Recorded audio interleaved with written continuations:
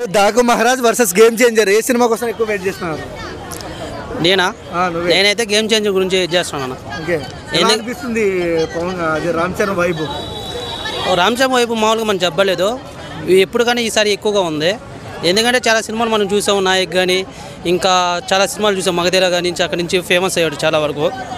Mega family అంటే చిరంజీవి తర్వాత అతనే ఉండేది. అలాంటి మన రామ్ చరణ్ ఈసారి గేమ్ చేంజర్ చేసి ఈ వరల్డ్నే మొత్తం గేమ్ చేంజ్ చేస్తాడని నేను అనుకుంటున్నాను. ఎందుకంటే మొన్న వచ్చిన పుష్ప సినిమా కన్నా ఈ కలెక్షన్స్ రావచ్చు. ఎందుకంటే మనకి వరుసగా తీసింది ఇప్పుడు గేమ్ చేంజర్ డైరెక్టర్ కూడా మన శంకర్ కాబట్టి అతని సినిమాలన్నీ బిగ్గానే ఉన్నాయి. చాలా పెద్ద మనం చూసుకున్నట్టయితే చాలా మంది కట్అవుట్లు ప్రొడక్షన్ వాళ్ళు పెట్టేవాళ్ళు.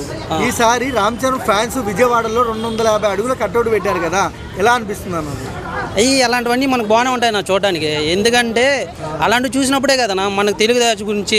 ఇప్పుడు హిందీ వాళ్ళు చాలా సినిమాలు తీశారు, వాళ్ళ సినిమాలు ఇక్కడ ఆటలా, మన సినిమాలు పోయి అక్కడ ఆడుతున్నాయి. ఇప్పుడు బాహుబలి బాగా హిట్ అయింది, 1800 కోట్లు వచ్చింది. ఆ తర్వాత పుష్ప మొన్న సెకండ్ సినిమా తెలుగులో 1500 కోట్లు రావడం. తర్వాత ఇప్పుడు ఈ గేమ్ చేంజర్ అనేది మనకి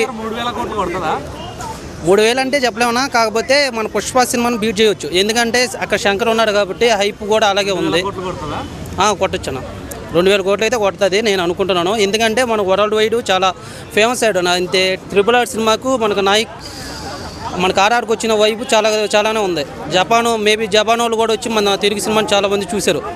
అందువల్ల నాకు తెలిసినంతవరకు చాలా వరకు ఫేమస్, ఈ సినిమా చాలా వరకు ఫేమస్ అయిపోద్దని నేను అనుకుంటున్నాను.